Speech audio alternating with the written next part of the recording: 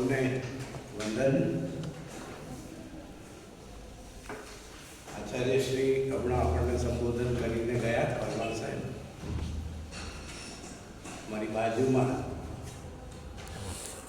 Professor doctor જિગ્નેશભાઈ બેઠા છે, એમની બાજુમાં ડૉક્ટર વર્ષાબેન બેઠા છે, સામે ભાવના છે, આ બાજુ હું નામ જેનું વારે વારે ભૂલી જાઉં છું, હિન્દુબેન છે.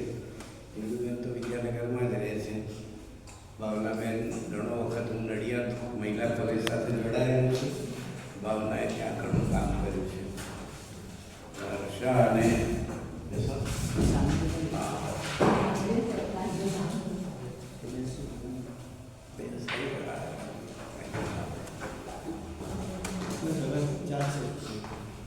જિગ્નેશભાઈ અને વર્ષા બંને નિવૃત્તિ હું લેવાનો હતો ત્યારે એ ગાળામાં આવ્યા. ભારતથી હું ત્યાંથી નિવૃત્ત થયો પછી એમણે એમનું પીએચડી પૂરું કર્યું. વર્ષાનું તો ઘણો સમય ચાલ્યો છે, હમણાં પૂરું થયું. પણ આ બધા અભ્યાસી વિદ્યાર્થીઓ છે, બહુ મહેનતુ. જિગ્નેશભાઈએ જે મારો પરિચય વાંચ્યો એમાં એક વાક્ય છે કે એમણે ઘણા વિદ્યાર્થીઓ તૈયાર કર્યા. કેટલાક મેં કર્યા, કેટલાક મને જોઈને તૈયાર થયા. આ એવા વિદ્યાર્થીઓ છે કે મેં એમને ઓછા તૈયાર કર્યા, પણ મને જોઈને વધારે તૈયાર થયા. આ લોકો કાયમ ઘરે ગમે ત્યારે આવે, જિગ્નેશ ગમે ત્યાં જોડાય તો પહેલાં ફોન કરે, ઘેર આવે, પુસ્તક લઈ જાય. અને વર્ષા માટે તો છે મેઘરજ પણ જઈ આવ્યો. અને ઘણી વખતે ડિપાર્ટમેન્ટ જઈએ તો આ બધા મળતા હોય. તમને એટલા માટે કહું છું કે જ્યાં સુધી આપણે જીવ ના પરોવીએ ને ત્યાં સુધી કશું મળતું નથી. અહીં બેઠા હોઈએ અને જીવ આપણો જો ખેતરના શેઢે હોય તો એ ખોટું નથી. તો પછી ખેતરના શેઢે સવારમાં તડકો ખાવો, ઘાસ કાપવું, ડાગર કેવી છે, ઉનાળો ડાગર રોપાઈ છે તો એ જોવી, સારસ પંખીઓ જોવા, બાવળના ઝાડ જોવા, કે આંબા હોય તો અહીં આંબા ઓછા છે આપણે ત્યાં તો પરોવવાનું છે જીવને. હું આ વાત કરવાનું છું એ તો છે જ. તમારી બસ નહીં જતી હોય ત્યાં સુધી વાત કરીશ. એટલે વાત તો સારી રીતે થશે, એટલે તમને કંઈ બહુ જવાનું મન નહીં થાય.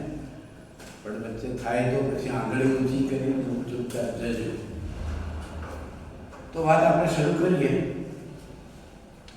આપ બધાને શુભેચ્છા પાઠવવાની કે હજુ એમણે શરૂઆત કરી છે, એટલે એમણે ઘણા કામ કરવાના છે હજુ. એટલે એ કામ વધારે સારી રીતે એ લોકો કરે એવી મારી શુભેચ્છાઓ છે. જિગ્નેશ તો સમીક્ષાઓ લખી શકે એમ છે. વર્ષાને સાહિત્યના પ્રવાહોમાં મધ્યકાળમાં ને રસ છે. ભાવનાને હજુ સ્થિર થઈને કામ કરવાનું બાકી છે, પણ સાહિત્યમાં તો આપણે સ્થિર જ કહેવાઈએ. એટલે જેટલું લખતા વાંચતા રહીએ એટલું સારું કામ થાય. સાહિત્યમાં રસ હોય એ પૂરતું છે. મને જમવામાં રસ પડે એથી કંઈ મારે ઘઉં પકવવા જોઈએ ખેતરમાં જઈને એ જરૂરી નથી. પણ ઘઉં મને મળે એટલું મારે કમાવું જોઈએ. એ રીતે તમે ચોપડી વાંચી શકો, કોઈ સારા ગ્રંથાલયમાં જઈ શકો, એટલો રસ હોય તો કામ થઈ શકે. હું 10મા ધોરણમાં ભણતો અને મને સાહેબે ચોપડી ના આપી. એ મારા જીવનનો બહુ મહત્વનો કિસ્સો છે. આમ તો 9મા ધોરણમાં ભણતો અને કલાપીનો કેકારો લેવા ગયો સાહેબ પાસે. એટલે એમને મને આમ જોયું કે નાનો લાગતો હોય છે ને, ઉતરી જતી ચડ્ડી એક હાથે પકડી રાખી હશે એવો મારો જવાનો. મેં કહ્યું સાહેબ મને કલાપીનો કેકારો આપો. એટલે આમ જોઈ મને એવું કે જાતન નહીં મળે. 10-12 દિવસ પછી ફરી ગયો. મેં કહ્યું સાહેબ આપો ને કેકારો. એટલે પછી મોટા અવાજે એમણે કહ્યું કે તારે કલાપી વાંચવાની વાર છે, જા. આજે આપણે પુસ્તક આપીએ છીએ, મને એ સાહેબે આપ્યું નથી. મને કોઈ એવું કહ્યું કે કલાપીનો કેકારો વાંચીએ તો છંદો પાકા થાય. વાત સાચી છે. એમને છંદોમાં અને બહુ સરળતાથી તે પંખીની ઉપર પથ્થરો ફેંકતા ફેંકી દીધો, અથવા પાસે જેવી ચલતી હતી આ ગાય એવો જોઉં છું, અથવા અનુષ્ટુપ રહેવા દે આ સંહાર યુવાન તું. એ બધું આવડે આપણને. પછી મારા ઘર પાસે એક બીજા સાહેબ રહેતા પ્રાઇમરીમાં. એમના ઘેર હું જાઉં સાંજ પડે.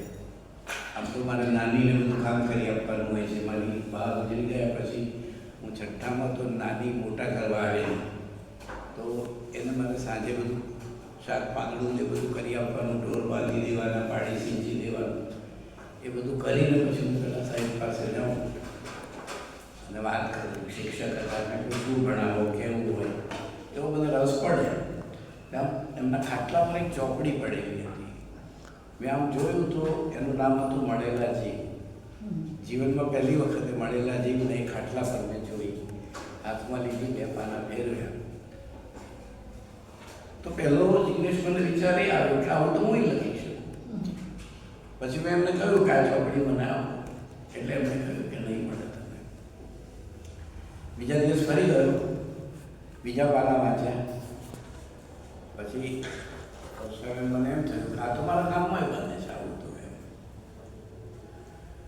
એમને વિનંતી કરી એટલે કે અહીં બેસીને વાંચ. એટલે મેં વાંચી ત્યાં બેસીને 2-4 દાડામાં. જીવનમાં મેં મળેલા જીવ પહેલાં વાંચી. આખું પુસ્તક જેને કહીએ તો સાહિત્ય એ વખતે હું કદાચ 10માં આવી ગયો હોઈશ. પણ એક આઘાત લાગ્યો મને કે આપણને પુસ્તક કેમ ના આપે. મારું ગામ તો બહુ 30-35 ઘરનું એ વખતે. અત્યારે 50 ઘર છે અને મારા ગામની વસ્તી 223 છે. હું માણસોની વાત કરું છું, ઘરની નહીં. 223માંથી 100 તો બહાર રહેતા હશે. એવું નાનકડું ગામ, મુઠ્ઠી જેવડું. ત્યારે તો બહુ રામજીના ગામ જેવું, ભૂખથી રીબાતું મારું વલ્લભપુરા ગામ, એવું એક નાનકડું ગામ મારું. એટલે મેં લખેલું છે કે હું હતો અંધારિયા મલકમાંથી આવું છું. પણ એ વખતે મને એક વિચાર આવ્યો કે આપણે લાઇબ્રેરી કરીએ તો પૈસા પણ અમારા તો ખિસ્સામાં બેવાના હોય એ બાબુની કાઢી લે, લાવ ચા લાવવાની છે. ખેતરોમાં ગયા હોય, મગફળી ખેતર ઉગ્યું હોય, વીણ્યા કપાસ વીણીએ, બે આના મેળવીએ, મવડાની ડોળી વીણીએ, આંબાના ખાટિયા કરીએ, સાતા ખાના ભેગા કરીએ, મેળામાં જવા. બાપુજી લઈ મહેમાન આવવાના છે, ચા ખાંડ લાવવાની છે, લાવ. એટલે ચપ્પલે ના લાવી શકીએ આપણે. ટાયરના ચપ્પલ પહેરેલા મેં પહેરેલા. આજે પણ ઘણા લોકો પાસે હોય છે. એટલે એટલા માટે કહું છું કે એની જરૂર નથી. સગવડ હોય તો ભણી શકાય એવું નથી. લે લાગવી જોઈએ. બીજી રીતે કહીએ તો ભણવાની લગન લાગવી જોઈએ. પણ હું લે લાગવી જોઈએ એવો તળપદો શબ્દ વાપરું છું. મને તો લે લાગી છે. એટલે પછી અમે લોકોએ મેં નાટક એક હું લઈ આવ્યો, પ્રાગજી ડોસાનું. અને પ્રાગજી ડોસાનું નાટક સાચો રાહ. એમાં મેં પ્રાગજી ડોસાના એ નાટકમાં ભલાભાઈનો રોલ કર્યો. સામે મારા બાપુજી બધા હતા. ભલાભાઈ લોકો પીવે છે. ગામમાં બહેનોની હવે એક આચાર્ય હતા પ્રાઇમરીમાં. એમણે મને બે ગરબા અને એવું કંઈ કરી આપ્યું. એટલે એમને 2 નૃત્ય નાટિકાઓ, એક દીકરી હતી એની પાસે નૃત્ય ગીત કરાવ્યું, તારી વાંકી રે પાગલડીનું ફૂલ તુરે, અને એક બીજું છાનું ને છપનું કંઈ થાય નહીં. બહેનોની સાડીઓ અને ભાઈઓની પાઘડીઓ લાવીને, કોઈના ઈંટવાડામાંથી ઈંટો લાવીને ગામના વડની છે અમે સ્ટેજ બનાવ્યું. આ એટલા માટે કહું છું કે એ વખતે આવો વિચાર આવવો ને આ બધું કરવું. તમને લોકો કે આ ગાડા માણસો આ છોકરા કેમ વાળ્યા છે. અને આગળ હું એટલે મને કહે કે આ તો બધાને કામ નથી કરવા છે, તો ભેગા કરે છે ને. પછી નાટક કર્યું, લાગુ નહીં કહું, પણ 178 રૂપિયા ભેગા થયા. એ જમાનામાં 178 એટલે ખાસા કહેવાય. અને ત્યારે 10 રૂપિયામાં, 4 રૂપિયામાં, 2 રૂપિયામાં મળેલા જે મળતી. એટલે 80 પુસ્તકો, 78-80 પુસ્તકો મેં અમદાવાદથી મંગાવ્યા. 8, 9, 10, 11 ધોરણની ગુજરાતીમાંથી તાર વ્યાખ્યા પુસ્તકો.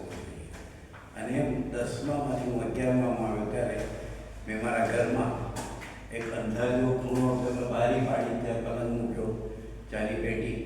મારા બાપુજી વેપાર કરતા ચાનો, એમાંથી પેટીમાંથી કબાટ બનાવ્યું, ચોપડીઓ મૂકીને નવજીવન વિદ્યાર્થી મંડળ એવું નામ પાડીને લાઇબ્રેરી કરી. અને 80 પુસ્તકો 11માં આવ્યો એટલે વાંચાય. ઘણાને એમ કે 11માં નથી, એ તો સારું થયું કે પાસ થયો 11.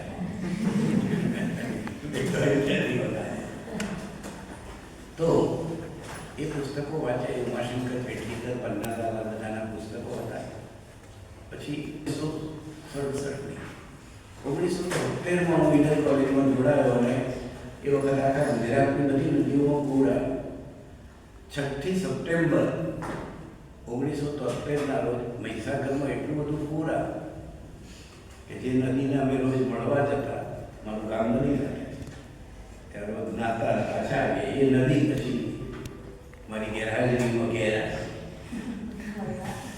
મળવા આવી. અને પછી લાઇબ્રેરી તાળી ગઈ. એ પછી મેં નોકરીના આટલા બધા વર્ષો પછી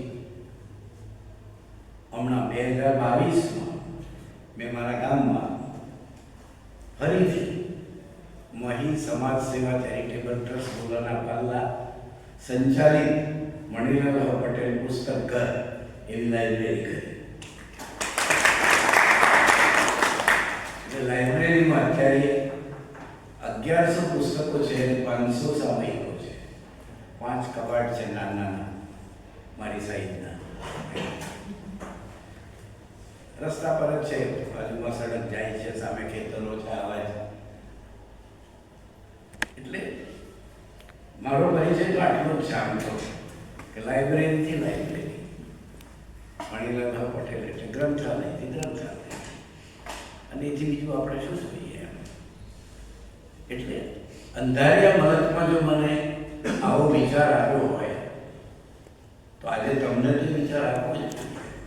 ભલે મોબાઈલમાં બધું મળે, કોમ્પ્યુટરમાં બધું મળે, કોઈ ભલે આપણને મટીરિયલ આપે, પણ એ ભલે આપે, પુસ્તક પાસેની દોસ્તી કેળવવા જેવી હોય છે. તે આ નિરંજન ભગતની કવિતા ગાળેલી છે. આવા 50 કવિઓ છે જેમને હું ખિસ્સામાં રાખું છું. 50 કવિ. આ એક ખિસ્સા પોથી છે. તમારે જે ભણવાના કાર્યો છે એમાંથી અડધા ઉપર આમાં છે. તો પુસ્તકો રાખવા, વેચી ન દેવા, ખરીદવા.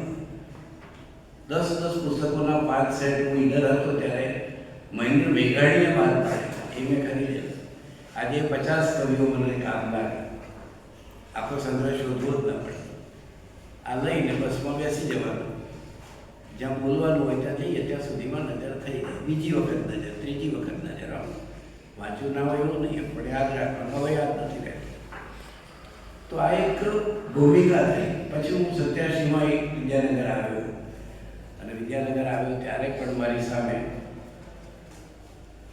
ખેડબ્રહ્માની નવી કોલેજ થતી હતી, એનો પ્રિન્સિપાલનો ઓર્ડર હતો.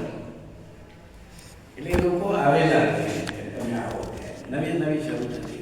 ઉત્તર ગુજરાત યુનિવર્સિટીની એ વર્ષે સ્થાપના થઈ.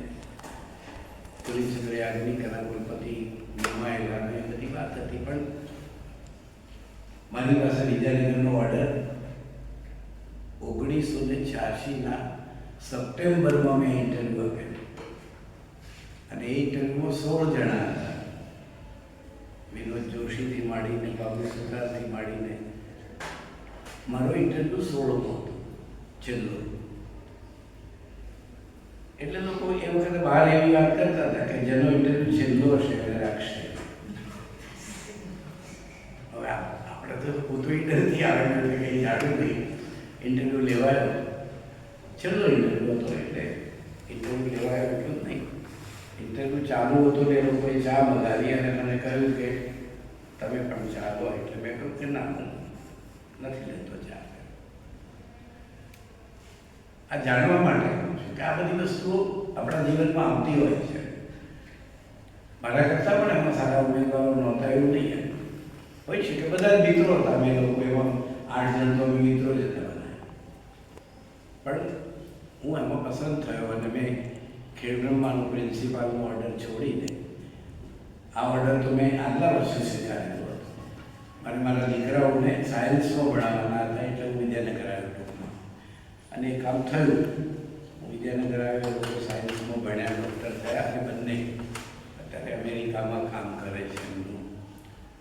પણ એ સારું નહીં.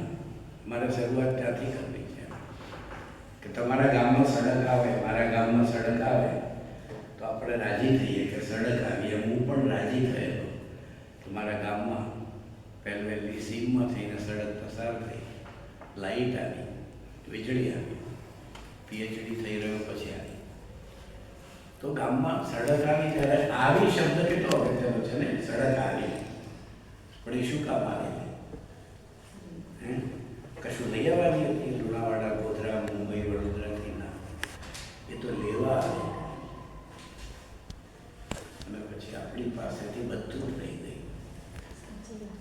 દીકરાઓ લઈ ગઈ, દીકરીઓ લઈ ગઈ, મિલકતો લઈ ગઈ, સડક બધું.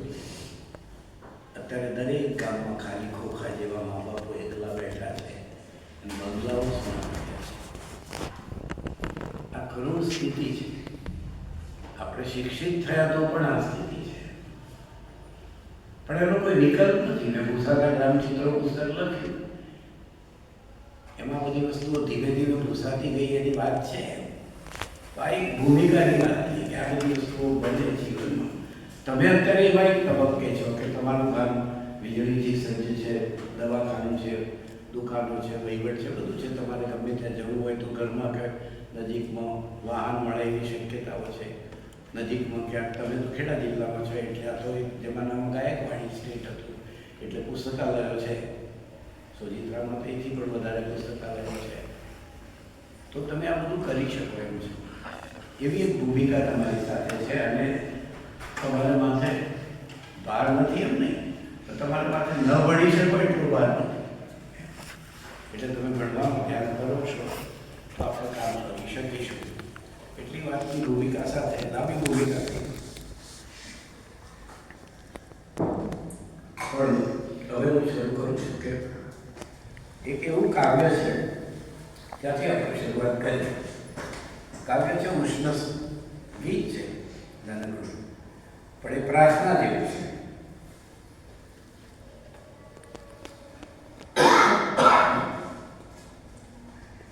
એજી અષાઢે તણખલુના તોડીએજી, એજી અષાઢે તણખલુના તોડીએજી, એજી એ તો ફૂટે તુરે ઘાસયામાં ધરતીના શ્વાસ એની તકલીની પીમાળામાં ઓઢીએજી, અષાઢે તણખલુના તોડીએજી, એજી પ્રભાતે પછેડીયું ના ઓઢીએજી. તમારે મારે સાંભળવાનું છે. એજી પ્રભાતે પછેડીયું ના ઓઢીએજી, આવે આજવાળા જાય, આવ્યા વાયુએ વળી જાય, આગળ આવ્યા અતિથિ ના તર છોડી હતી, એજી અષાઢે તણખલુના તોડી હતી. એજી તારે આંગણે ઉગી હોય તો ફાગણ કેરું ફૂલ, એજી તારે આંગણે ઉગી હોય તો ફાગણ કેરું ફૂલ. એમાં એની તે શું ભૂલ કે પ્રથમ મળ્યા શું મુખના મૂડી હતી, અષાઢે તણખલુના તોડી હતી.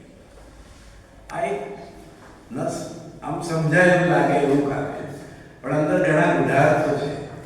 પ્રભાતે પછેડિયું ના ઓઢીએ, સૂર્યોદય થવાની વેળા છે એટલું જ નથી કહ્યું. જીવનમાં એક તક આવી છે, એ ઘડીએ જો ગાફેલ રહેશો તો જતી રહેશે. અજવાળા જતા રહેશે, આવેલા વાયુ પણ પાછા વળી જશે. વાયુ એટલે વિચાર વાયુ એવો શબ્દ આપણે વાપરીએ છીએ. કાવ્યને હંમેશા ખોલવું જોઈએ તો આપણે કાવ્યને પામી શકીએ છીએ. એટલે ઉષ્ણસ્તી રત્નમાં અષાઢે તણખલુના તોડી, એ તો ધરતીના શ્વાસ, એ તો ઉગતુરે ઘાસે એમાં ધરતીના શ્વાસ. તો કેટલી બધી વાત કહી કે ધરતીનો શ્વાસ છે ઘાસમાં, આવડામાં. અને એટલે જૈન પાઠકે પછી લખ્યું કે થોડો ધરતીનો શ્વાસ મારા શ્વાસમાં, પારડોના હાડ મારા પીંડમાં. એ બધી એ જાણીતી રચના છે એમની. થોડો વગડાનો શ્વાસ મારા શ્વાસ. નિરંજન ભગત આ ગાળાના કરે છે. 1941 પ્રહલાદ પારેખનો વારીવાર નામનો કાવ્ય છે. વાત પડ્યો અને ગાંધીઓ ગયું તો સાહિત્યના યુગો જાણતા ન હોવ તો થોડાક એટલા માટે જાણવા જોઈએ કે ઈસવીસનના 11મા શતકથી હેમચંદ્રથી લઈને 1852-53માં દયારામનું અવસાન થાય છે ત્યાં સુધીને આપણે મધ્યકાળ કહીએ છીએ. મધ્યકાળમાં પણ 2-3 તબક્કાઓ છે. પ્રાગ નરસિંહકાલીન તબક્કો છે, એને પૂર્વ નરસિંહકાળ કહો, અને પછી મીરા વગેરેનો તબક્કો આવે એ પૂરો થાય, અને પછી પ્રેમાનંદ અને શ્યામાનો તબક્કો છે એ છે ઉત્તરાર્ધનો તબક્કો છે દયારામ સુધીનો. પણ એ બાજુ પર રાખીએ 800 વર્ષ 900 વર્ષ, અને પછી આપણે 1845થી દલપતરામ આવ્યા બાપાની પીપર લઈને, અને તે 1887માં આપણે સરસ્વતી ચંદ્રનો પહેલો ભાગ આવ્યો ગોર્ધનરામ લઈ, અને ત્યાંથી આપણે પંડિત યુગ ઘડીએ 1887. નર્મદનું અવસાન પણ 86માં થાય છે, અને એને પંડિત યુગ કહીએ છીએ ગોર્ધનરામથી મુનશી સુધી. આમ તો 1930 સુધી બધા પંડિત યુગ કહેતા હતા, પણ આપણે અત્યારના સમયમાં એ તો ચાલતો હોય, પણ ગાંધી યુગ 1930માં આવ્યો. અમે ભણ્યા મોડાસામાં એવું ભણાવવામાં આવેલું કે 1928માં ઉમાશંકરનું વિશ્વ શાંતિ કાવ્ય પ્રગટ થયું અને ગાંધી યુગ શરૂ થયો. પણ હું જેમ જેમ ભણાવતો ગયો એમ મેં તારીખો મારી રીતે બદલી. મેં પહેલાં એ રીતે બદલી કે 1926માં ધૂમકેતુનું તણખા મંડળ ભાગ 1 બહાર પડ્યો, અને એ જ વર્ષમાં 25-26માં ગાંધીજીની આત્મકથા સત્યના પ્રયોગો આવ્યા. એટલે મેં કહ્યું કે ગાંધી યુગ અહીંથી શરૂ થઈ ગયો છે. એના પછી ભણાવતો ગયો ત્યારે મેં કહ્યું કે 1920માં ગુજરાત વિદ્યાપીઠની સ્થાપના થઈ અને ગાંધી યુગ ત્યાંથી શરૂ થયો. વિદ્યાપીઠની સ્થાપના પહેલાં 1916-17-18માં નવજીવન અને એવા સાપ્તાહિકો ગાંધીજીએ શરૂ કર્યા. અને છેક આજે જો મારે ગાંધી યુગ ભણાવવાનું હોય તો હું કહું છું કે 1908માં ગાંધીજીનું હિન્દ સ્વરાજ બહાર પડ્યું, ત્યાંથી ગાંધી યુગ શરૂ થયો. ઇતિહાસમાં જે લખ્યું હોય આપણે શું કરી શકીએ છીએ? અને એટલે 1908થી 1940 સુધી ગાંધી યુગ, એના પછી પણ ગાંધી યુગ તો આટલી જ સુધી ચાલે. એના વિચારો કાર્યો કંઈ કશું બંધ નથી. દલપતરામની શૈલીથી લક્ષ્મણ ઠાકરે લખવાનું શરૂ કર્યું, અને મેં પણ મારા પહેલા કાવ્યો દલપત શૈલીમાં જ લખેલા. એટલે યુગો તો અમુક અભ્યાસ માટે છે. પણ 1940-41માં આજે નવા 15 કવિઓ આવ્યા. એ કવિઓ જુદી વાત લઈને આવ્યા. આપણો વિષય અહીંથી શરૂ થયો. આજે જે વાત કરવાની છે તે પ્રહલાદ પારેખે 12 એમ કહ્યું કે ભાઈ મારે તો જુદી પ્રકારની કવિતા લખવી છે. મારે હું એટલે જનરલ કહેવાયું એ વખતે કે હું કંઈ મંદિરનો મહંત નથી, કે હું ચર્ચનો પાદરી નથી, કે હું કવિતાને શિક્ષકની જેમ કવિતા પાસેથી કામ લેવા માંગુ. એણે કહ્યું કે કવિતાનું કામ તો સૌંદર્યનું નિર્માણ કરવાનું છે.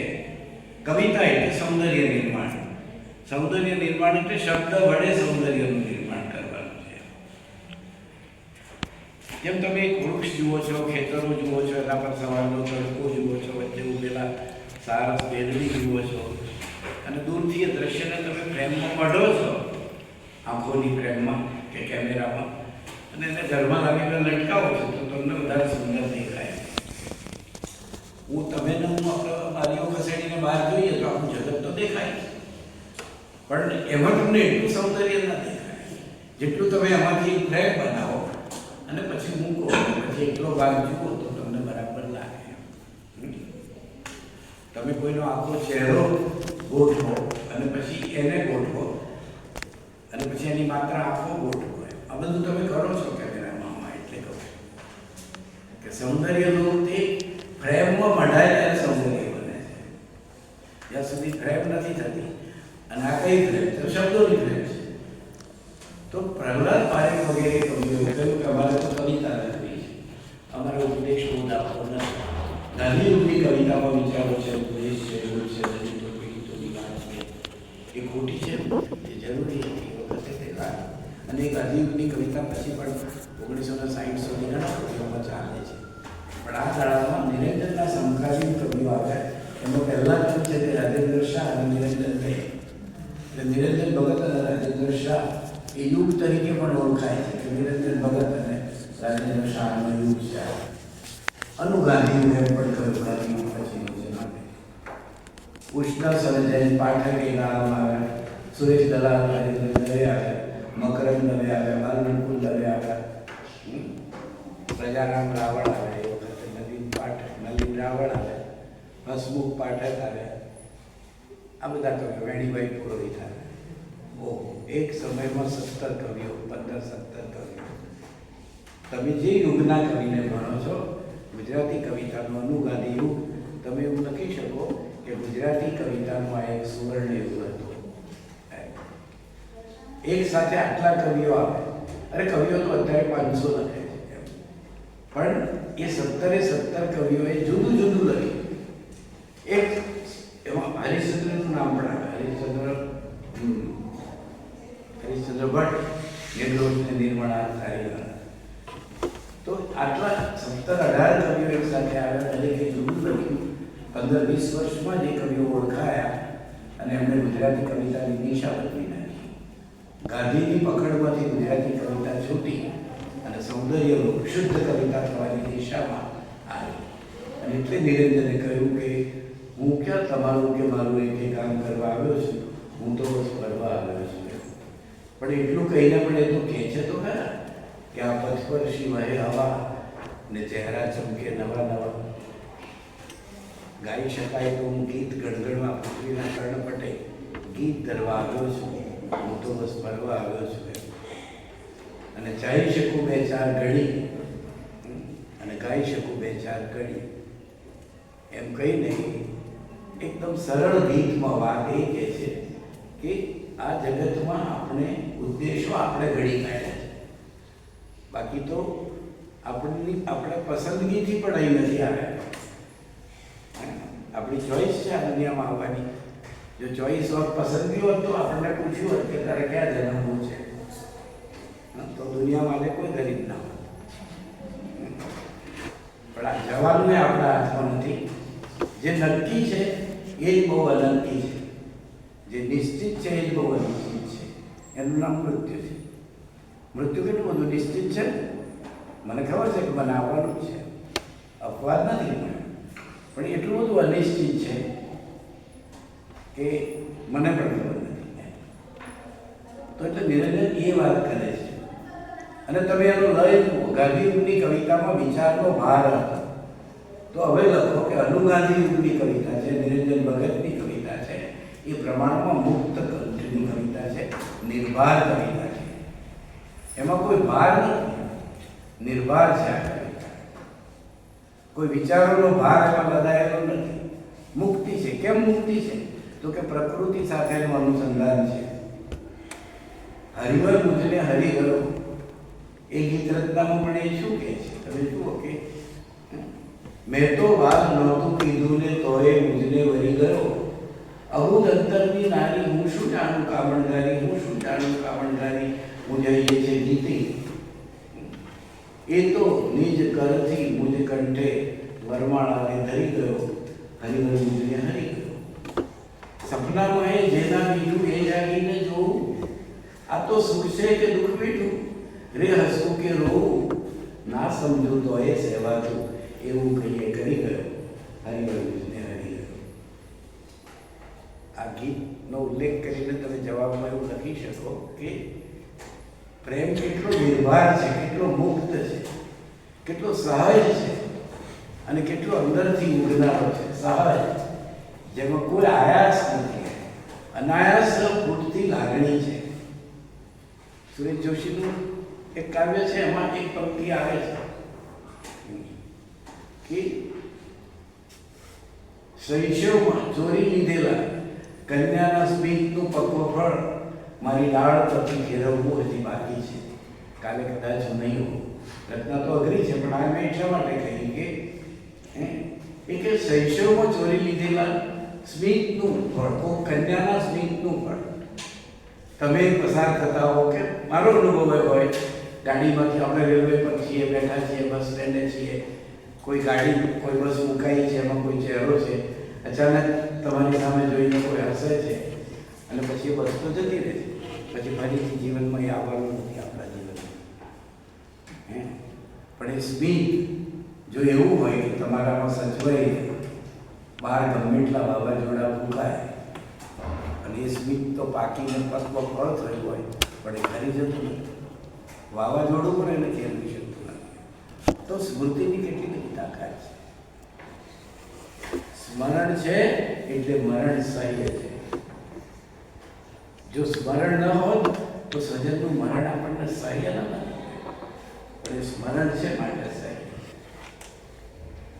એટલે એમણે એમ કહ્યું કે ના સમજ્યું તો એ સહેવાતું, એવું કહીએ કરી ગયો, હરિવન જેને કરી ગયો. જે સપનામાં એ નથી દીધું એ જાગીને જોવું, રે આ તો સુખ છે કે દુઃખ મીઠું રે હસવું કે રોવું. આજે અસમંજસ છે તેનું નામ પ્રેમ છે. પણ જેવા આપણે નામ પાડીએ છીએ એટલે ગાયબ થઈ જાય. રઘુવીર ચૌધરીના એક કાવ્યમાં એ આવે છે કે પંખી આંગણામાં ચડવા આવતું તું નામ થતું પડે દિવસે નામ પાડ્યું પછી એ ના.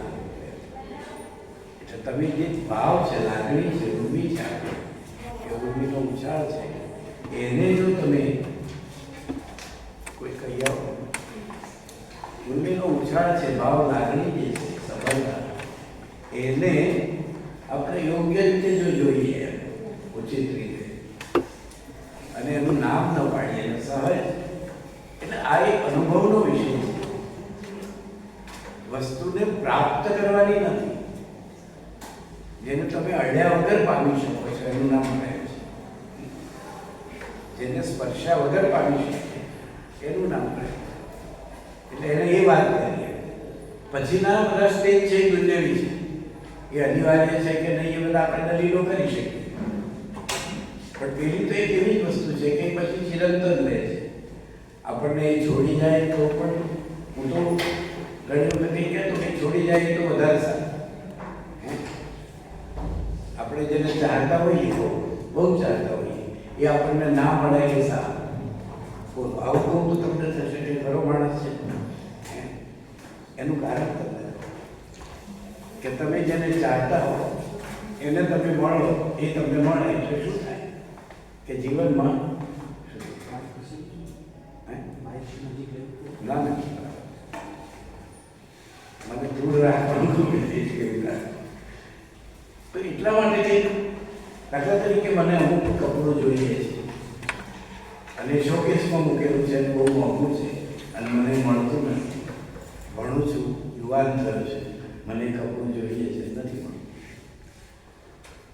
પણ પછી જ્યારે મોટી ઉંમર થાય છે ને પછી એનાથી મોંઘા કપડાં મળે છે મને, પણ જે પેલું નથી મળ્યું તે મને બહુ યાદ છે કે આ નથી મળ્યું મને.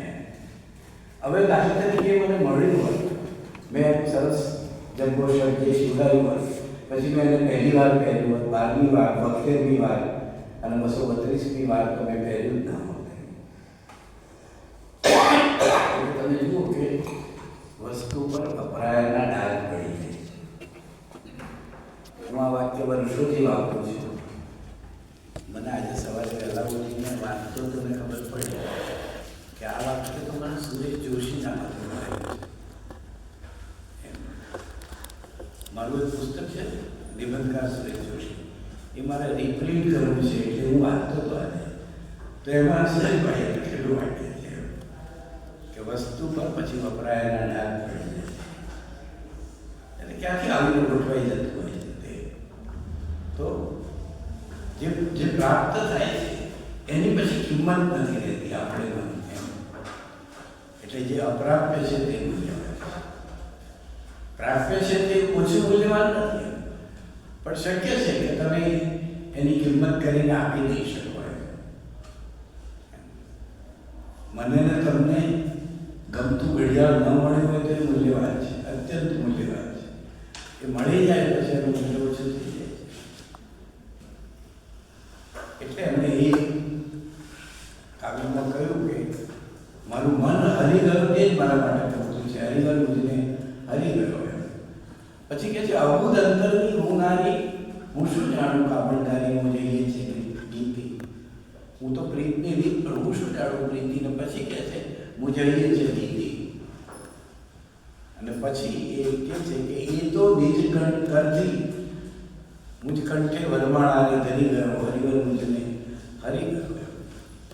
એ એક રચના. અને બીજું ગીત જે આપણે જોયું કે હું તો બસ ફરવા આવ્યો છું, તો નિરંજન ભગતની કવિતામાં પહેલો પડાવ શરૂઆતમાં એમણે સંગ્રહ પછી આવ્યો, પણ કિન્નરીમાં એમણે ગીતો લખેલા, પછી 33 કાવ્યો લખ્યા, એમાં છંદોને બીજું બધું આવ્યું, પછી પ્રવાલદેવના કાવ્યો લખ્યા, પછી છંદોલય નામનો પહેલો સંગ્રહ બહાર પાડ્યો, અને પછી બધા જ કાવ્યો ભેગા કરીને 1974 બૃહદ છંદોલય, જે અત્યારે તમે એમાંથી કવિતા સિલેક્ટ કરી છે, બૃહદ છંદોલય, એમાં બધા કાવ્ય સંગ્રહો એમના આવી ગયા. નિરંજન ભગત અમદાવાદમાં જન્મ્યા. આમ તો એ વૈષ્ણવ, પણ એમના પિતાજી ભજન ગાતા, એટલે એમણે એમનું નામ અટક ભગત છે.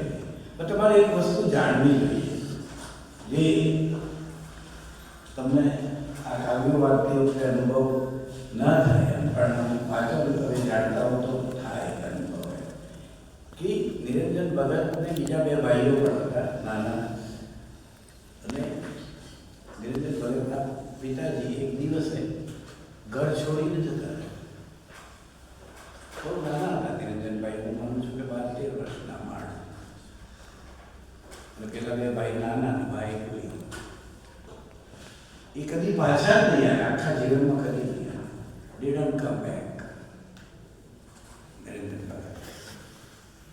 પછી એમના બા છે, એમને અત્યારે એલિસ બ્રિજ છે જૂનો, એની બાજુમાં એક એમનું મોસાળ એટલે કે બાનું પિયર, ત્યાં બીજી બોર્ડમાંથી ત્યાં રહેવા આવ્યા, અને પછી એ ત્યાં રહીને ભણ્યા ને બધું લખતા વાંચતા ને મુંબઈ જતા ને બધું ગુણવંતરાયને મળતા ને બધું થયું. અને પછી હંમેશા એલિસ બ્રિજની સામે એક ટાઉન હોલ છે, એને મ્યુનિસિપાલિટીનો ટાઉન હોલ, એની બાજુમાં એમની લાઇબ્રેરી છે, માણિક જેઠા લાઇબ્રેરી, ત્યાં નાના નાનું બાબુ છે. અત્યારે તો બધું વિવેકાનંદ બ્રિજ બની ગયો, એની બાજુમાં બધું બની ગયું છે. પણ એ ટાઉન હોલમાં જઈને બહાર એક કાફે હતું, અને આઈસ્ક્રીમ ને બધું મળતું, બધા કવિઓ ત્યાં મળતા. નિરંજન ઓલવેઝ ત્યાં બેસતા, કવિતા વાંચે, બીજાની વાંચે, અંગ્રેજી વાંચે, અંગ્રેજીના અધ્યાપક. નિરંજનભાઈને મળવાનું મને 2-4 વખત અવસર મળ્યો. જિગ્નેશભાઈએ જેનો થોડો ઉલ્લેખ કર્યો કે હું ઈડર કોલેજમાં હતો ત્યારે હું એમને ઈડર લઈ ગયેલો કોલેજમાં, અમારી કોલેજમાં. કેટલું બોલેલા? 2.5 કલાક. મોટો શિવલાલ સભાખંડ, હીરાલાલ સભાખંડ આખો ભરેલો. 2.5 કલાક બોલ્યા, અને એક પણ વિદ્યાર્થી કે એક પણ અધ્યાપક જરાય ઊંચો નીચો ન થાય એવું અસ્ખલિત બોલેલા. અંગ્રેજી નાટકો, સંસ્કૃત નાટકો, એના પાત્રો, પ્રેમ કથાઓ, સંગીત કથાઓ, એમ.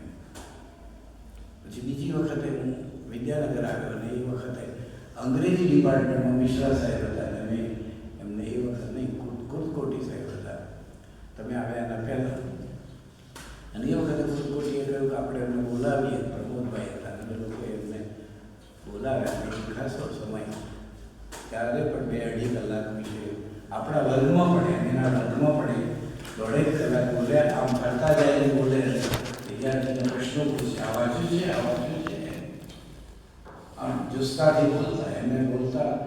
અને તમે પ્રશ્ન પૂછો તો બહુ મિજાજી માણસ હતા. પ્રશ્ન પૂછો તો તમને ઊભા રાખીને એક વિદ્યાર્થીએ એક વખતે પ્રશ્ન પૂછ્યો એમને જેવિયર્સમાં, ને એને પ્રશ્ન એ રીતે કે એણે થોડો વિરોધ કર્યો કે નહીં આવશે તો એમણે 1.25 કલાક સુધી વિદ્યાર્થીને ઊભા એને સમજાવ્યું. આક્રમક થઈ પ્રેમથી એ નિરંજન ભગત. એમની સાથે રાજેન્દ્ર શાહની શતાબ્દીનું વર્ષ, હું માનું છું કે 2003 કે એવું વર્ષ. 11 હા, 3માં તો એમને એવોર્ડ કપડવંશ કર્યો. હા, બસ. તો એ વખતે નિરંજન ભગતની જોડે મારે છેલ્લી બેઠકમાં કપડવંશમાં રાજેન્દ્ર શાહની કવિતા વિશે હતી મારી કસોટી હતી, સાંજ પડી ગયેલી ને ઘણું ઓડિયન્સ હતું બધા ખબર. અને મેં રાજેન્દ્ર શાહની કવિતામાં અંધારું શ્રી મુદ્રાની જેવું લખેલું છે ને પ્રસન્ન થયેલા. એના પછી ભગવાનનું થયું છે. પણ એ વાતમાંથી બહાર આવીને વાત કરી કે ભગત સાહેબની કવિતા આ બધામાંથી ઘડાઈ નગર કવિતા છે. એ અમદાવાદથી મુંબઈ જતા અને બળવંતરાય ઠાકોરના ત્યાં મુંબઈમાં રોકાય એમની લાઇબ્રેરી ગોઠવે વાંચે નહીં. એટલે આપણે મુંબઈ વિશેના કાવ્યો લખ્યા. એની વાત કરું એના પહેલાં એમના બીજા 2-3 કાવ્યોની વાત કરી લઉં ખાસ. અને એ છે મન વિશેનું એક કાવ્ય છે, તમારામાં કદાચ હશે. અમદાવાદવાળું કાવ્ય છે. હવે અમદાવાદવાળા કાવ્યમાં તો એણે એમ કહ્યું કે આ શહેર નહીં ધોબરને ધોવા, આ શહેર નથી, આ તો ધોબર ધોવાડો છે. અને એમ કહીને અમદાવાદની મિલો, એના કારખાના, એના લોકો, એની કૃતજ્ઞતા, એની વાત એમણે કરી, એમની ગુગળાવણની વાત કરી. એટલે નિરંજન ભગતમાં આધુનિકતાની શરૂઆત થાય છે. ભગત સાહિત્યમાં વહેલી મોડી આવી હોય, પણ ભગત સાહેબ પોતે ભગત સાહેબથી ઓળખતા હતા. એટલે ભગત સાહેબની કવિતામાં આપણને આધુનિક ધોરણો જોવા મળે. એના પહેલાં એમની કવિતામાં આજે છંદોના પ્રયોગો આવે. એક છંદ એમનો એવો છે જે વારે વારે એમને વાપરે છે, પારંપરિક, અને તે છે આપણો હરિગીત છંદ છે. પછી તો વલ્લભીનો પ્રયોગ પણ એમને કર્યો. પણ એક કાવ્યનો ઉલ્લેખ કર્યો કે કલાકોથી બચ્યો વરસાદનો કકળાટ, નાના આટલો પડતો નતો ઉકળાટ, અથવા તો જુદી જુદી આપતી સારા જીકાની આષાઢ ધારા. ત્યારે પેલા નીરમાં નમાને પારેવા કે આપી રહ્યા છે, એની વાત એમણે કરી છે. પ્રકૃતિની કવિતા તમારે લખવાનું છે તો એ લખવાનું છે. અષાઢની વાત એમણે કરી, વૈશાખની વાત કરી.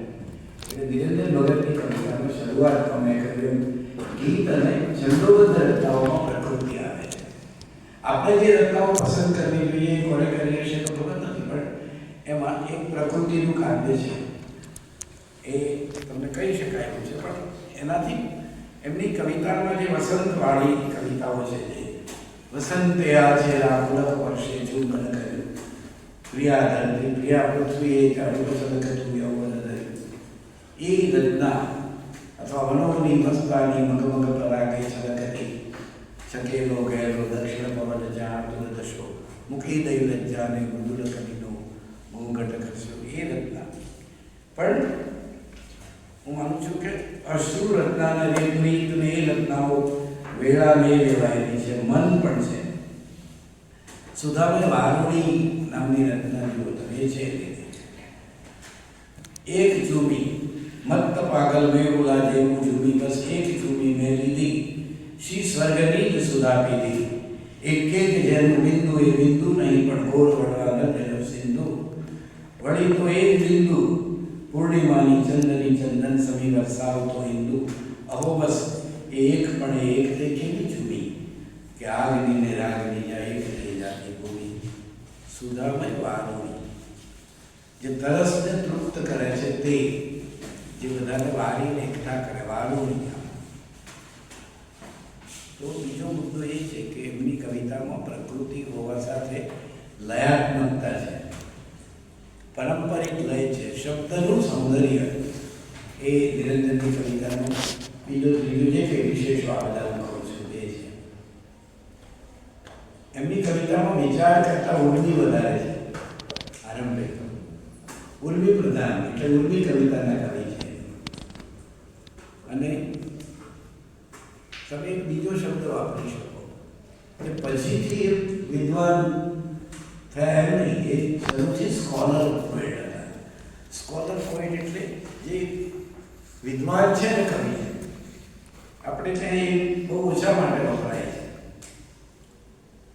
ઉમાશંકર માટે કહી શકીએ, પશ્ચિમમાં એલિયટ માટે એમ કહેવાયેલું છે કે Eliot was a scholar poet. આપણે ત્યાં ઉમાશંકર વિશે, Umashankar was a scholar poet. એમ નિરંજન ભગત પણ વિદ્વાન છે અને કવિ છે. પણ આનો ભાર કેવો, વિદ્વાનો કવિતા લખવા બેસે તો ઘણી વખત કવિતા છટકી જાય. એની વિદ્વતા એને અમુક પ્રકારનું લખતા રોકે. જેમ કે આ સુધામય વારુણી છે તો પ્રેમ અને ચુંબનની વાત કરી છે, તો વિદ્વાનને તો એ ગમે નહીં એકદમ કે કવિતામાં આવું કેવી રીતે આવે, અથવા તો આવે તો પણ મારાથી તો આવું ન લખાય. એનું ઉદાહરણ તો પાઠક સાહેબના લોકો કહે છે, રાવી પાઠક શેષના કાવ્ય એ પણ વિદ્વાન વિવેચક હતા. વિદ્વાન કરતા કેવું છે કે વિવેચક હતા ને કવિતા લખતા.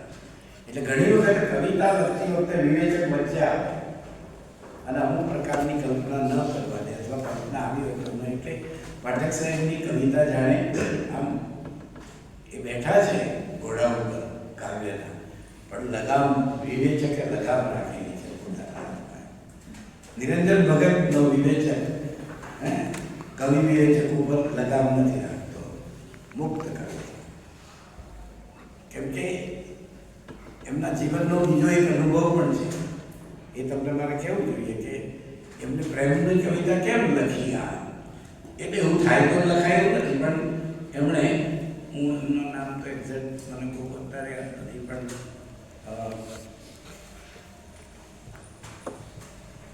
શેઠ એમની અટક તો પછી શેઠને પરણ્યા, એટલે પણ બેનનું નામ લીધું. એમની સાથે એમને નજીક કામ કરતા હોવાથી ઘણા બંને નજીક હતા, પ્રણય હતો બંનેને.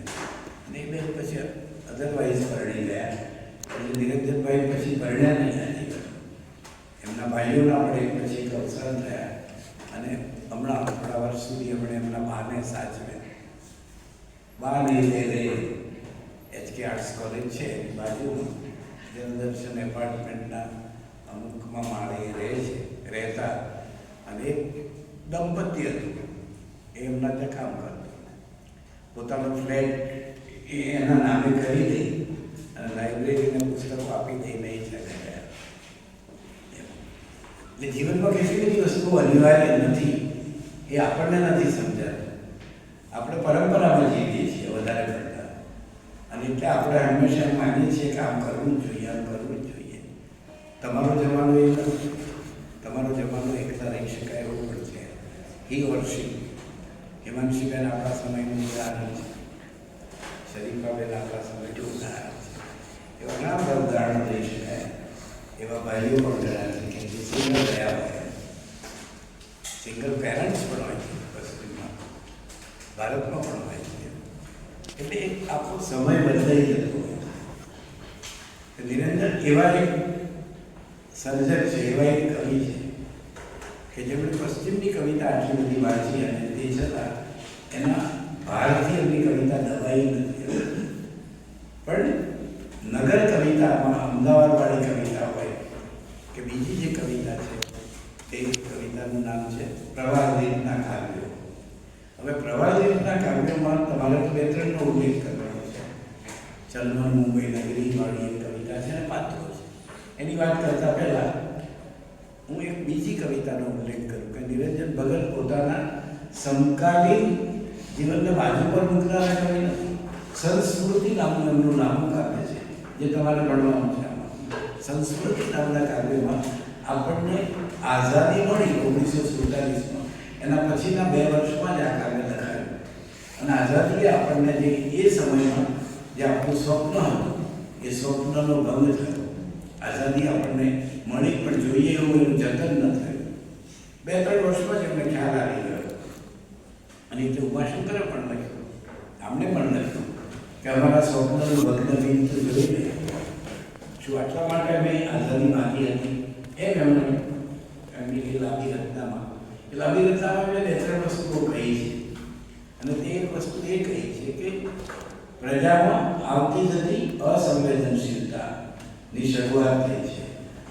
રાજકીય લોકો જવાબદારી લેવાને બદલે સ્વાર્થી બનતા રહ્યા.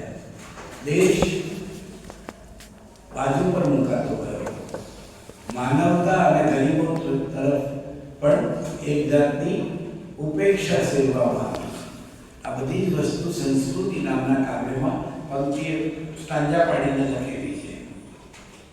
તો એ સંસ્કૃતિ નામની રચના છે, એ એમને એક સામાજિક નિસ્બતતા કવિ બતાવે છે. સામાજિક નિસ્બત છે. ઇવન તમને કહું, પાત્રોની જે કવિતા છે ને, જે આપણે 6 પાત્રો છે, સરસ છે, મુંબઈના પાત્રો છે, રંગદર્શિતા છે કવિતામાં. એટલે મોર કેવો કળા કરે કે આ બધી વસ્તુઓ પ્રેમ ને એ બધી વસ્તુ આપણે એને પ્રેમના પ્રતીક તરીકે પ્રયોજીએ છીએ, સૌંદર્યના પ્રતીક તરીકે પ્રયોજીએ છીએ. અને જે કે બીજું કૃષ્ણ સુધી આવીને એનો મુકટ બને ત્યાં સુધીની વાત કરી છે. એટલે એ રંગદર્શિતા છે જે આપણે નથી જાણતા, જે આપણે જોયું નથી વાસ્તવમાં, એનું આલેખન ઉમંગથી કર્યું હોય એને રોમેન્ટિસિઝમ કહેવાય, રંગદર્શિતા કહેવાય. જ્યારે કરોડીઓ છે એ પ્રશિષ્ટતાનું પ્રતીક છે, જે વસ્તુ આપણને બહુ ગમે નહીં પણ જરૂરી હોય જીવનમાં. સાચું બોલવું, નીતિ રાખવી, માનવતા રાખવી, બીજાને આપીને ખાવું, પોતા માટે ઓછું રાખવું, આ બધી નીતિ નિષ્ઠા છે. અને જાત મહેનત કરવી, બીજાનું નડેલું ન લેવું, આ બધું કરોડિયા દ્વારા આપણને કહેવામાં આવ્યું. તો કરોડિયો રચના છે એને તમે એક પ્રશિષ્ટતાનું ઉદાહરણ કરી શકો. નિરંજન ભગતમાં વ્યાપ છે. પછી વિદાય એવું એક કાવ્ય છે, પ્રિયાને વિદાય આપવાની વાત છે. પ્રહલાદ પારેખનું પણ આવું એક કાવ્ય છે. કદી નહીં કહું સ્મરણે મને સદા રાખજે, અને નયન પંથનું અવર વિશ્વ ધ્યાન દે. કવિતાનો આસ્વાદ એ જુદું છે. બીજું સરદાર પટેલે યુનિવર્સિટી અમારું પુસ્તક પ્રગટ કર્યું છે વર્ષોમાં. ગુજરાતી કવિતાનો આસ્વાદ તો નથી, નામ લીધું છે, પણ એમાં નિરંજનનું વિદાય કાવ્ય અને પ્રહલાદનું વિદાય કાવ્ય મેં બબે કાવ્યો લઈને તુલના કરેલી છે. એટલે એમાં વિદાય કાવ્યની તુલના કરી છે. એ તો આપ તો એમ કહે છે કે પ્રિય કલ્પના તને વિદાય દેવી એમ, પણ કલ્પના અને કવિતા બંનેને સંબોધીને એ પ્રિયજનની વિદાય, પ્રિયજન એનાથી મેં ખૂબ પડ્યું છે એ પછીની એની કવિતાઓમાં થોડી તીવ્રતા છે. કવિતાની વ્યાખ્યા કરે છે ને કે શરીરે કોઈ નાગણ ડસી હોય અને ચકામાં પડી જાય એને એ જ કાવ્યો કહ્યા છે લોકવાયકામાં. લોકવાયકામાં કાવ્યો એટલે પ્રેમની નાગણ હશે ને ચકામાં પડી જાય તે વાત એમને કરી. જેમ સુંદરમે દોડ પંક્તિમાં કહ્યું ઉદરે મેં જંખી છે પ્રકર સહારા રસ્તી. તો એ જે વાત એમણે કહી એવી નિરંજને પણ એક વખતે કહી કે મૃત્યુ તું આવ મારી પ્રેયસીના વેશમાં, તો હું તને દારૂ એ નહીં આશ્લેષમાં. એ દોડ લીટીનું કાવ્ય છે. એટલે કેન્દ્રમાં મનુષ્યના જીવનમાં દરેક તબક્કે કોઈને કોઈ પ્રકારે અપેક્ષાઓ હોય છે, એનાથી ઉપર આવવાનું સંઘર્ષનું કામ છે. આજે મેં સંસ્કૃતિની વાત કરી, એવા એમના બીજા લાંબા કાવ્યો. આમાં આમ તો એક અભ્યાસક્રમમાં નથી, પણ ગાયત્રી નામનું એક લાંબુ કાવ્ય છે. એ આનું છેલ્લું કાવ્ય છે આપણા પ્રવાલદ્વીપ. એ પ્રવાલદ્વીપ એટલે મુંબઈ નગરી વિશેના એમણે લખેલા કાવ્ય. અને એ ગુજરાતી કવિતામાં એના વિશે તમે એટલો ઉલ્લેખ કરો કે પાત્રો અને ચલમન મુંબઈ નગરી, આ જે કવિતા છે એ કવિતા ગુજરાતી કવિતામાં નૂતન નાંદી છે. નૂતન નાંદી એટલે અનુગામી યુગ પછી આવનારા આધુનિક યુગની નાંદી. નાંદી એટલે આગાહી. નાટક શરૂ થતાં પહેલાં મંચ ઉપર પૂજા થઈ અને ટોકરી વાગે એને નાંદી કહેવામાં આવે છે. નાંદી એટલે પ્રાર્થના, પૂજા, પ્રાર્થના. તો નિરંજન ભગતની પ્રવાલદ્વીપની કવિતા છે એ ગુજરાતી આધુનિક કવિતા માટેની નાંદી છે. અહીંથી કવિતા શરૂ થઈ. ઉષ્ણસે 2 વાક્યોમાં આ વાત કરી છે, સરસ રીતે કરી કે ભાઈ આ નૂતન કવિતાની નાંદી છે એ તો ખરું એમણે કહ્યું, પણ બીજો એક જ શબ્દ બદલીને એમણે સરસ કર્યું. એ તમે બને તો લખી લો, એ લખવા જેવું છે કે એમણે એમ કહ્યું ઉષ્ણસે કે અનુગાંધી યુગની કવિતા, અનુગાંધી યુગની કવિતા, પ્રહલાદ, નિરંજન, રાજેન્દ્ર. તો અનુગાંધી યુગની કવિતા કામગરી મટી અને કામણગારી બને છે. કામગરી એટલે તમે એની પાસેથી કામ, આ માણસ કામગરો છે, બહુ કામ કરતો હોય, જે જે આપે એનું કામ કરે, તો એ કામગરી કવિતા હતી. ગાંધી યુગની કવિતા પાસે આપણે બહુ કામ કરાવ્યું, પણ અનુગાંધી યુગની કવિતા કામગરી મટી નહીં, ગાંધીજીના ખભેથી ઉતરી પડી અને એને તો કહ્યું કે મારે તો કામણગાર આવવાનું છે. એટલે કામણગારી એટલે રૂપાળી સૌંદર્યવતી કવિતા હતી. અનુગાંધી નદીની કવિતા સમૃદ્ધિઓની કવિતા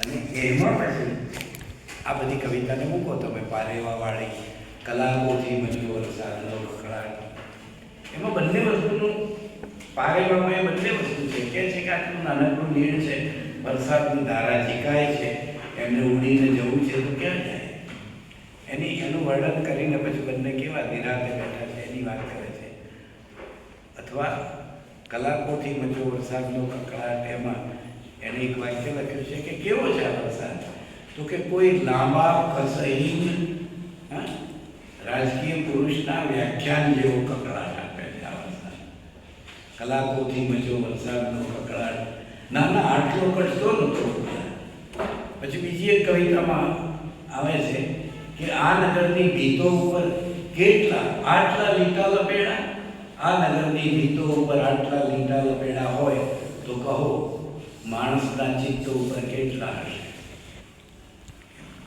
આપણું જીવન કેવું અટવાઈ જાય એક જમાનામાં ચૂંટણીઓ આવવાની હોય એને ભીતો પર બધું લખાતું પેલા શેષાના આવ્યા બધું બંધ કરાયું કે તમે કોઈની ભીત ઉપર જાહેરાત લખો તો એની મંજૂરી લો અને પૈસા માગે તો એ તો જ આપશે અને આ લોકોને તો ના જ પાડેલી છે નહીં તો પહેલાં તો આને વોટ આપો એવું દિવસો સુધી દિવાલો પર ઘરો પર રહેતું એ સિવાય બીજા લીટા લપેડા પણ હોય છે અહીં આમ ન કરવું તેમ ન કરવું ને એમાં પછી હોશિયાર લોકો જે થોડા સુધારા કરે એ બધી વસ્તુ હતી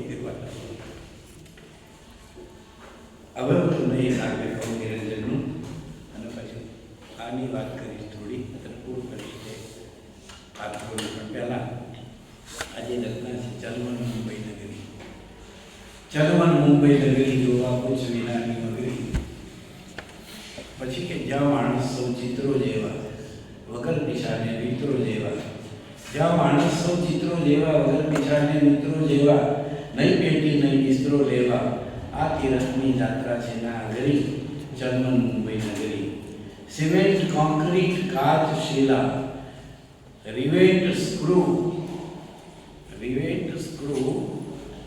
ખીલા અહીં આવે અને પગની અંદરથી લઈ શકાય એવું છે જરા આખી લંચીને છે એટલે જડ સ્ટેપમાં આગળ છે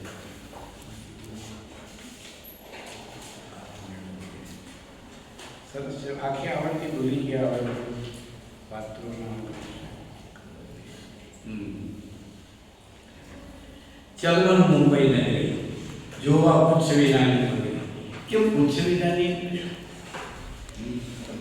તમે તો બહુ નજીકમાં મગરના વિશ્વમાં રહો છો આ વિસ્તાર આખો મગર વાટો મગરનું બધું જ જોડે પૂછમાં એનું પૂછ કપાઈ જાય તો મગર કશું ના કરી શકે તરત ખસી પણ ના શકે ચાલી પણ ના શકે ઓછું ચાલે ચલમન મુંબઈ નગરી જોવા પૂછ વિનાની મગરી એટલે આ એક મહાનગર તરફડતું નગર છે એમ કહ્યું છે હવે બીજો એક શબ્દ લખો તમારા માટે વિભીષિકા છે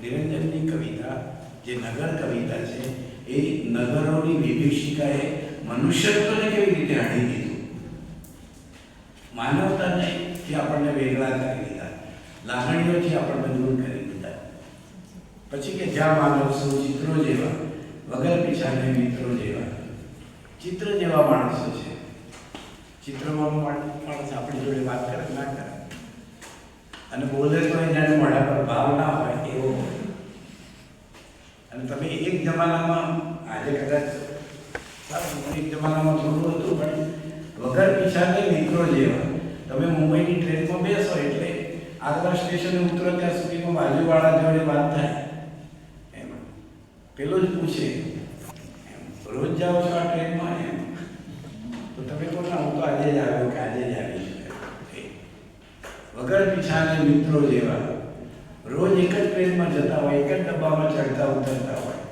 એ સિવાય બીજું કશું ન જાણતા હોય જોડે પાના રમતા હોય એનું સ્ટેશન આવે એટલે ઉતરી જાય એને ખબર હોય કે કાકા અહીંથી બેસશે એટલે જ્યાં માણસ સૌ ચિત્રો જેવા ચિત્રોને એકબીજા જોડે તમે એક રૂમમાં ચિત્રો ભેગા મૂકો તો રાતે વાત કરે કે ના ચિત્રો જેવા વગર પીછાને મિત્રો જેવા નહીં પેટી નહીં બિસ્તરો લેવા એટલે મુંબઈમાં તમને ઓટલો મળવો મુશ્કેલ એમ કહે છે કે નહીં પેટી નહીં મિશ્રો લેવા ક્યાં મૂકો લઈ જઈને આ તીરથની યાત્રા છે આખરી જર્મન મુંબઈ નગરી. પછી આજે પંક્તિઓ છે ગુજરાતી કવિતામાં તમે એવું લખી શકો તમારા જવાબમાં કે આજે આ વસ્તુઓ ઘણા સિમેન્ટ, કોન્ક્રીટ, કાચ, શીલા આ ઉપજાતી છંદ છે. સિમેન્ટ, કોન્ક્રીટ, કાચ, શીલા, તાર, વોટર, ઇવેન્ટ, સ્ક્રૂ, ખીલા, ઇન્દ્રજાળની ગુરુએ લીલા એવી આસો સર્જ કરી સામગ્રી ચલવન મુંબઈ નગરી. આ પંક્તિઓ ગુજરાતી કવિતામાં જે નગર ચેતના આવી એ નગર ચેતનાનું નિરૂપણ છે. એટલે નિરંજનની કવિતામાં જેમ પ્રકૃતિની ચેતના છે, જેમ પ્રેમની ચેતના છે, એમ પછી નગર ચેતનાનો પ્રવેશ થાય છે. ઇન્દ્રજાળ કોઈ ઇન્દ્રએ જેમ નગર રચ્યું હોય એવું આ સિમેન્ટ કોન્ક્રીટનું નગર. આજે આપણે જોઈએ છીએ તો આપણને એવું થાય કે આ ક્યાં ગયા વૃક્ષો. હજુ તમે મુંબઈમાં તો આજે પણ જાઓ ને તેના પરા વિસ્તારોમાં અને મુંબઈમાં વૃક્ષો છે. તમે અમદાવાદમાં જાઓ તો વૃક્ષો નથી. એટલે બપોરે એ નગર તપતું હોય ત્યારે ગાડી મૂકવાની જગ્યા પણ ન હોય. દિવાલોના પડછાયા માણસો શોધતા હોય. અમને ખ્યાલ છે મને કે અમે બપોરે ઇનર્જી કોઈ વખતે અમદાવાદ ગયા હોઈએ અને ત્યારે કંઈ તરત રિક્ષા કે બસના પૈસા ન હોય તો બસ સ્ટેન્ડથી ઉતરીને ચાલતા યુનિવર્સિટી સુધી જતા હોઈએ રિલીફ રોડ, ગાંધી રોડ થઈને. તો સડક તપેલી હોય તો મકાનોની બીજોના પડછાયા હોય કે પડછાયા જતા હોઈએ. એવી ભયંકરતા નગરોની છે. ઇન્દ્રજાળ પછી એ છે રસ્તે રસ્તે ઉગે ઘાસ એ પરવાળા ભાગે વાસ તે પહેલા જોવાની આશ હોય તને તો કાળ રહ્યો છે ખગરી જર્મન મુંબઈ નગરી. તો આ મુંબઈ નગર છે એની વાત અમે કરી કે હવે તમને એ પણ સમજાવવું જોઈએ કે પરવાળા ઉગે એટલે શું?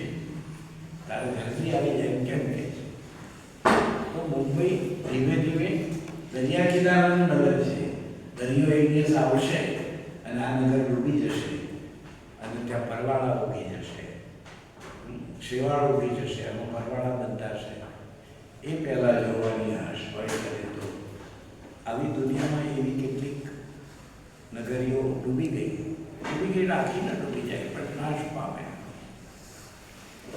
દાખલા તરીકે ન્યુયોર્કમાં ઊભા રહીને મેં એક ભાઈને પૂછ્યું, દુનિયાનો બહુ જાણીતો ચોક, દુનિયાનો દરેક માણસ ઈચ્છે કે ત્યાં ટાઈમ્સ સ્ક્વેર એક ભાઈ હતા દક્ષિણ ભારતના હતા. એમને મેં પૂછ્યું કે આ મકાનો છે એને 100 વર્ષ થશે ત્યારે શું થશે? કારણ કે એ તો ઉતારે એવો તો છે ને 50-100 માળના મકાનો છે, બાજુમાં બીજું છે, ત્રીજું છે. પછી એમાંથી એક ફિલ્મ બનેલી છે આ પ્રશ્નમાં અને 100 વર્ષ પછી ન્યુયોર્ક શહેર છે એ અડધું ઉભેલું છે મકાનો અને દરેક મકાનો ઉપર વેલા અને વૃક્ષો ઉભી રહેલા છે. જૈન પાઠકનું ગામ તમે કોટ આજે પણ જોવા જાઓ તો 8-10 જૂના ઘર દેખાય છે. એટલે પરવાળા ઉગી જાય, ઘાસ ઉગી જાય, રસ્તે રસ્તે ઉગે ઘાસ કે પરવાળા બાંધે વાસ એ પહેલાં જોવાની આશ હોય તને તો કાળ રહ્યો છે કબીર ચલવન મુંબઈ નગરી. વાત એમ છે કે તું જોઈ લે જેથી તું આ રસ્તે ફરી જાય નહીં, આવા નગરો નહીં વસાવવા. એમ અર્થ છે. એ ભયંકર છે પણ આપણે તો એ રસ્તે જ આગળ વધ્યા છીએ. ફરી એની વાત કરી દઉં કે આ પાત્રો છે એની વાત બહુ અગત્યની છે. એમાં કવિની વિશેષ વાત નથી કરતો. 4ની વાત કરું તમને. ભિખારી છે એ સરસ રીતે કહે છે, કાવ્ય છે આમાં થોડી પંક્તિઓ મને પણ યાદ છે. બાકી એ કહે છે કે ભિખારી કહે છે કે જેવો મેં હાથ સામે ધર્યો એવો જ તો નરનો સર્યો, જેવો મેં હાથ ધર્યો તેવી ત્યાં તો ના પાડી દીધી, તેવો જ તો નરનો સર્યો ને હાથો તું ક્યાંથી કહે? પછી વાત ભિખારી પોતાની કહે છે, બહુ સરસ રીતે કહે છે કે આ હાથના ઘડનારનો હાથ પણ આ હાથના જેટલો લાચાર દેખાવો. ભીખ માંગવી પડે છે, તો આ હાથ જેને ઘડ્યો ને એ ઘડનારનો હાથ પણ એટલો જ લાચાર છે. એટલે પરમેશ્વરને ચેલેન્જ કરે છે કે તે એવો હાથ ઘડ્યો તો તારા ઘડવાને શું કરવાનું? એવો હાથ ઘડતો ને કંઈ કે જેમાંથી કશું ઉપજે. એમ માનવીની ભવાઈમાં દુકાળ પડે છે ત્યારે પેલા અંગ્રેજો લોકો હુમલો ન કરે અનાજના ગોદામો પર, એટલે બંદૂકો ભરીને ગાડી આવે છે.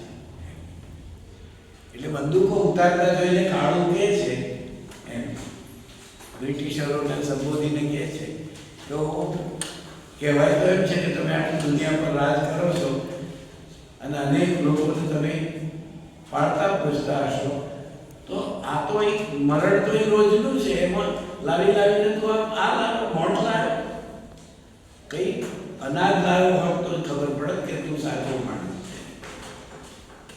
એમ અહીં પણ એ કહે છે કે તે એવો માણસ ઘડ્યો હોત, એવો હાથ ઘડ્યો હોત, પણ તારો હાથ પણ લાચાર અને પાવન છે.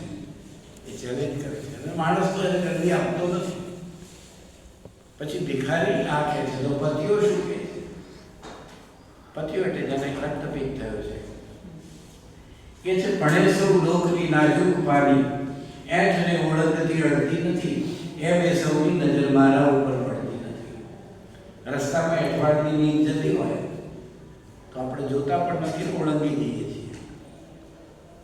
એટલે પછી કહે છે કે જાણે હું એઠવાડની નીંદ હોઉં એમ લોકો મારા તરફ નજર પણ નથી નાખતા. અને પછી એ કહે છે બધું કે આ તો બધું ઠીક છે જગત, પણ પછી સરસ રીતે એક પંક્તિમાં એમ કહે છે કે કોઈ ગયું છે પોત કાયાનું છતાં મારી જીવવાની તો કોઈ ઈચ્છા નથી, પણ મજબૂત એ બખિયા વડે, કોઈ ગયું છે પોત કાયાનું છતાં મજબૂત એ બખિયા વડે સીધી રહ્યું. આ મારું કાયા તો હોય ગઈ છે, પણ કોઈ ઉપરવાળો એને મજબૂત હજુ ટેભા મારીને સીવી રહ્યો છે.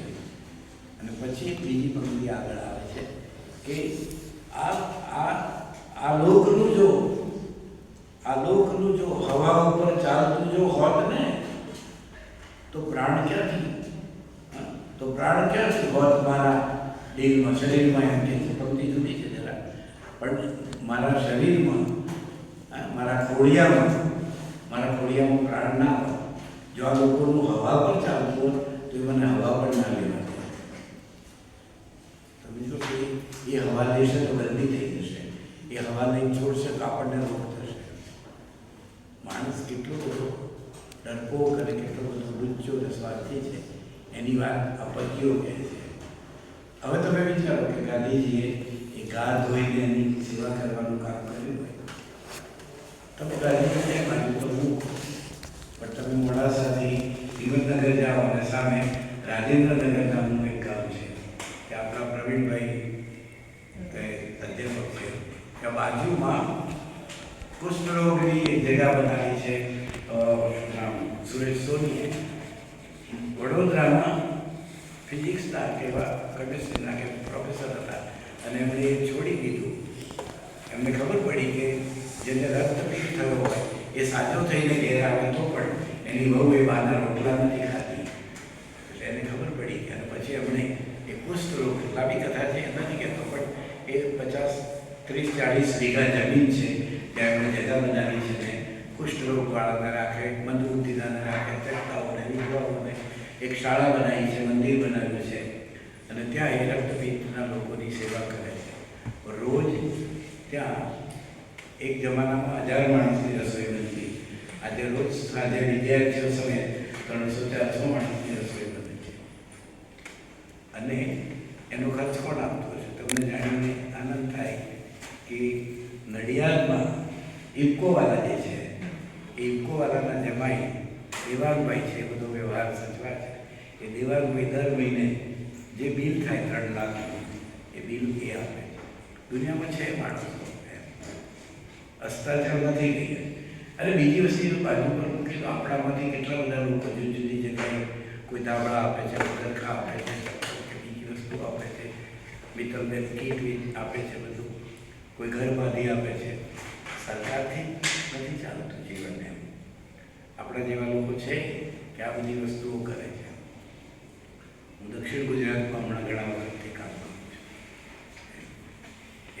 રસ્તાઓ શોધીને આપણે બહુ સારી જગ્યાએ નોકરી કરી અને આપણી ઈચ્છા હતી કે આવું કરીએ એક વખત અને ન કરી શક્યા, તો જે લોકો કરે છે એમને જઈને મદદ કરીએ તો એ બહુ છે. આંધળોની વાત જરા વાંચવા જેવી છે કે તમને મનાય નથી, પણ હવે થોડું ભૂલી જવાય છે. આંધળો એ સરસ કહે છે કે ફેરીઓ પણ કહે છે કે ફરતો નથી ને ફરવું હોય પછી સોનાસણ ત્યાં દૂર છે, અરે સોનાસણ નહીં પણ સોનપર જ્યાં સ્મશાન છે ટૂંકમાં.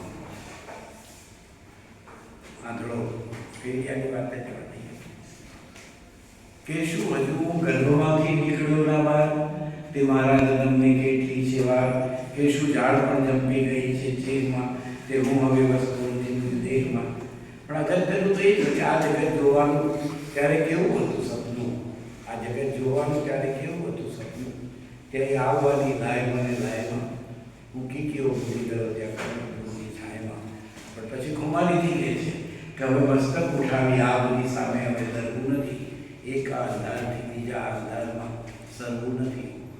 ને કોણ કહે છે સૂર્ય ચંદ્ર તારલા એ સૌ જલે, એ તો પલક અંધારનું ભયું હલે.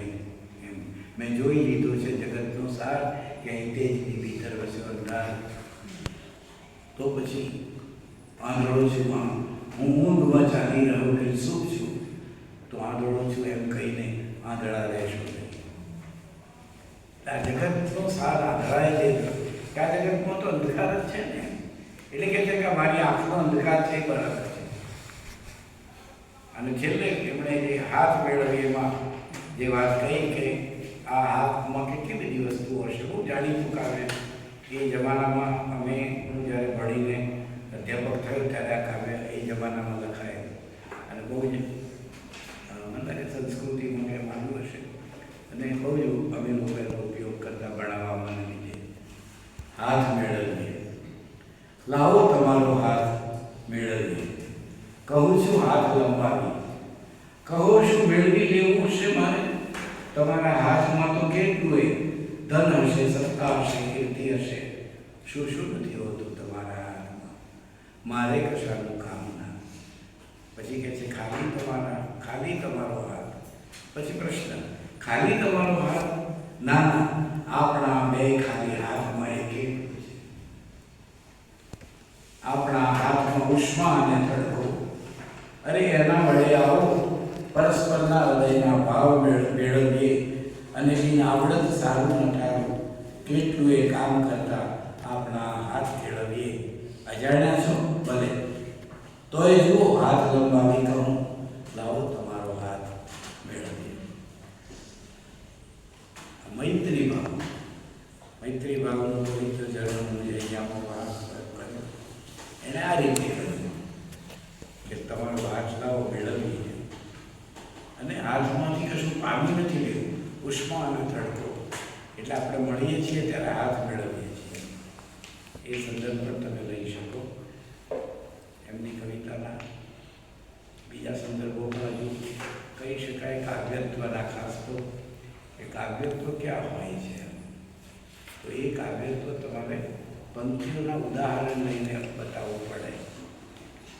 એ પંક્તિઓ તમે અંદરથી યાદ રાખીને લખો તો બને.